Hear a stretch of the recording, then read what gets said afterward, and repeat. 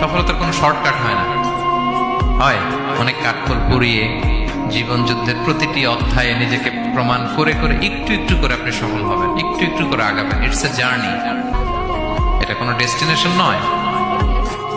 এবং সফল হওয়ার পথ পরিক্রমায় কোনো লিফট নেই, সিঁড়ি বেয়ে উপরে উঠতে হয়। কি বেয়ে? কিন্তু আমরা সফল হতে চাই কিভাবে? ডাইরেক্ট 100 তলায় তো আমি সফল, উপরে সবার উপরে আমি, এইভাবে চাই সফলতাটা। সবার উপরে উঠে যাব, গোল্ড মেডেল গলায় পরাই দিবে, আমরা সাকসেসফুল না। সফলতার রাস্তায় কোনো লিফট থাকে না। কি দিয়ে উঠতে হয়? সিঁড়ি বেয়ে ঘাম জড়িয়ে উঠতে হয়। দেখেন, শুধু আলোর মুখ দেখার জন্য মায়ের পেটে আমাদের কত সময় লাগছে বলেন তো? জাস্ট একটু লাইট, হ্যাঁ, 9 মাস 10 মাস সময় লাগছে শুধু একটু আলো দেখবো আমরা। আলোর মুখ দেখার জন্য আমার লাগছে 9 মাস। আর এখানে আমরা শর্টকাট খুঁজি, খালি কি খুঁজি? সফলতার কোনো শর্টকাট নেই। অল্প এফোর্টে যারা সফল হতে চায় এরা কোনোদিন সফল হয় না।